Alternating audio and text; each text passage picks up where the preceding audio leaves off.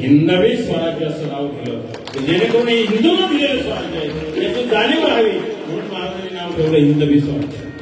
आणि हिंदवी स्वराज्य निर्माण करताना हिंदू समाजातले जे काही इतर घटक आहेत, 18 पगड जाती जमाती, 12 आलोते 12 बोलते, या सगळ्यांना एकत्र केलं महाराजांनी. आणि या सगळ्यांना एकत्र करून त्यांना एक नाव दिलं, स्वराज्याचा मावळा. भेद नाही ठेवला त्याच्यामध्ये.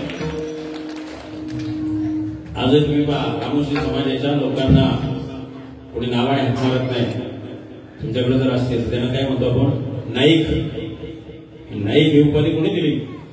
छत्रपती शिवाजी महाराजांनी दिली. समाजातल्या प्रत्येक घटकाला त्या ठिकाणी महाराजांनी मानाचं स्थान दिलं. अजून एक वाक्य सांगतो तुम्हाला, शिवाजी राजाच्या स्वराज्यामध्ये अघोषित समान नागरिक कायदा होता. जाहीर करावं नाही लागला. माणसांची कर्तृत्व पाहून त्यांना किल्लेदार बनवलं, त्यांना सुभेदार बनवलं, त्यांना सेनापती बनवलं. तो अमुक जातीचा आहे म्हणून तो किल्लेदार असं नाही, तू दमुक जातीचा आहे म्हणून तो सुभेदार असं अजिबात नाही. कर्तृत्व पाहिलं, जेव्हा महाराजाला सेनापती केलं. नावी समाजाचं म्हणून केलं का? कर्तृत्व पाहून केलं. पण कर्तृत्व पाहताना मात्र महाराजांनी जात नाही पाहिली. तो जर चांगलं काम करू शकतो तर त्याला मी जबाबदारी दिलं पाहिजे. 6 वर्ष जेव्हा महाराजांकडे काम मागत होतं, कारण त्यावेळेच्या लोकांची अशी धारणा होती, शिवाजी राजाचं काम म्हणजे राष्ट्राचं काम, धर्माचं काम, देवाचं काम. महाराज म्हणायचे, जीवा जा दानपट्ट्याची प्रॅक्टिस कर. कंटाळलं ते प्रॅक्टिस करून. पुन्हा यायचं महिना झालं का महाराजांना घ्यायचं, माझं ध्यान कामगिरी, जा प्रॅक्टिस कर. कंटाळ्याचं महाराजांकडून नाराज होऊन जायचं. आणि जेव्हा अफजल खानाची भेट ठरली तेव्हा जेव्हा महाराजांना निरोप केला, राजांचा हुकूम आहे, तातडीने सदैवर बोलावले. इतका उड्या मारत आला तो, हे आनंद झाला. शिवाजी राजाचं कार्य म्हणजे देव कार्य म्हणून गेला. आणि इतक्या आदमीनं महाराजांना दररोज मुजरा घालतच होता, पण त्या दिवसाच्या मुजऱ्यामध्ये जे आदर आपुलकी, जो जिव्हाळा, जे प्रेम होतं, ते कौतुक होतं, जो उत्साह होता, तो महाराजांना कधी पाहायला मिळाला नाही. आज पाहायला मिळाला. महाराज म्हणले, जेव्हा आज बालकाच खुश आहे, वैर आज कामगिरी मिळणार आहे मला.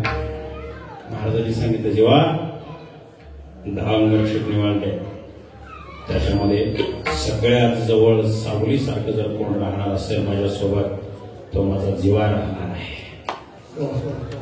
न्हावी समाजाच्या माणसाला इतकं जवळ केलं, किती आनंद वाटला असेल त्याला. आणि महाराजांनी कामगिरी सांगितली, इतका आनंद झाला जेव्हा महाराज म्हणजे समजा जिंकण्याचं आजच सोनं झालं. काय होईल ते होईल, कामगिरी काही असो, गेलो तरी चालेल, पण कोणासाठी म्हणतोय? शिवाजी राजासाठी म्हणतोय. महाराजांनी त्याला एकच सांगितलं, लढाई चालू असताना आम्हाला दृष्टी अडवू घ्यायचं नाही. लढत होतं जेव्हा महाले अफजल खानाचा पुतळा फाडला, पण जेव्हा महाराजांच्या अंगावर तो बडा सय्यद, सय्यद म्हणणार नाही, बडा सय्यद, ते नाव सुद्धा चुकीचं आहे, तो महाराजांच्या अंगावर दानपट्टा घेऊन धावला.